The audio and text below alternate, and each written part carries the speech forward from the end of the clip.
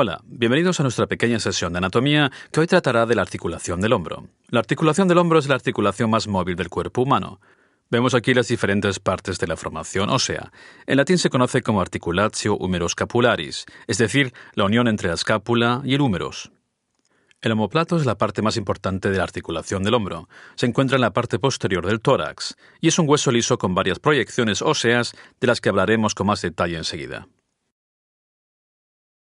La segunda parte de la articulación del hombro es el húmero, en latín humerus, cuya cabeza se encaja en la cavidad cotiloidea de la articulación del hombro. Veamos a continuación la escápula.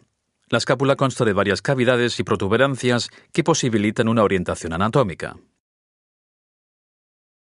Vemos aquí en la cara dorsal de la escápula una notable proyección ósea, la spina scapulae, que corre a lo largo del hueso hasta el acromion, su tope óseo natural.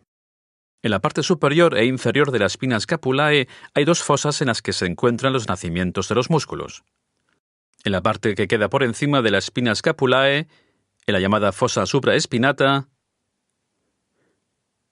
y en la parte inferior en la fosa infraespinata.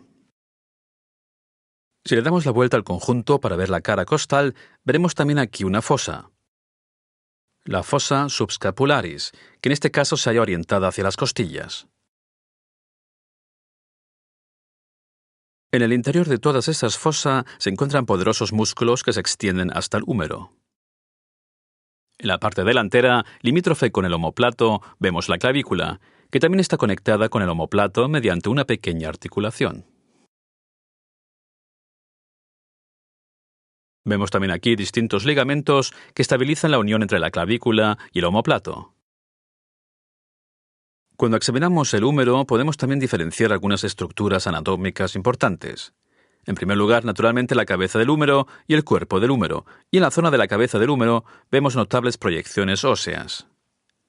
Aquí el llamado tuberculum majus, una gran protuberancia ósea que sirve de asiento para los músculos. Y aquí en la cara costal, el tuberculum minus, una protuberancia pequeña del hueso.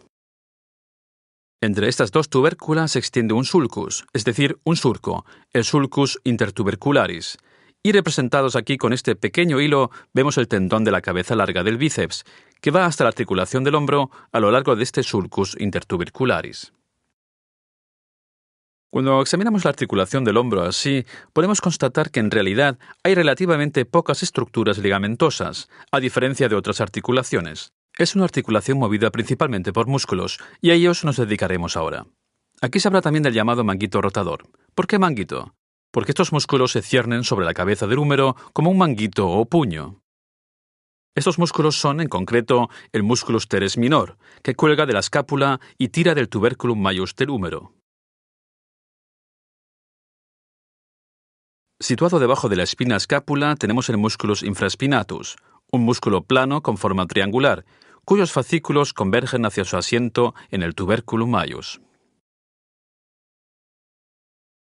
Y en la parte superior a la spina scapulae está el musculus supraespinatus, que también cuelga por debajo del acromion, tirando hacia el tuberculum majus del húmerus. En la cara costal hay un cuarto músculo que pertenece al manguito rotador, el musculus subscapularis, que se inserta en el tuberculum minus del húmerus. Estos cuatro músculos juntos mueven la cabeza del húmerus y pueden, por tanto, mover también el propio húmerus, estabilizando la articulación del hombro. Si ahora simplemente reiteráramos el músculo subscapularis, constataríamos también, Dios mío, que el húmero no yace en absoluto en un hueco propiamente dicho, sino que en principio se apoya en una cavidad muy pequeña que le proporciona el omóplato, la llamada cavitas glenoidale, que no tiene en absoluto una superficie tan grande como la que comprende el exagerado cartílago de la cabeza del húmero. Esta superficie se agranda un poco, como vemos aquí en estas estructuras grises, gracias a un trozo de fibra del cartílago que se encuentra en la cavidad y que ensancha algo la cavidad cotiloidea. Se llama labrum glenoidale.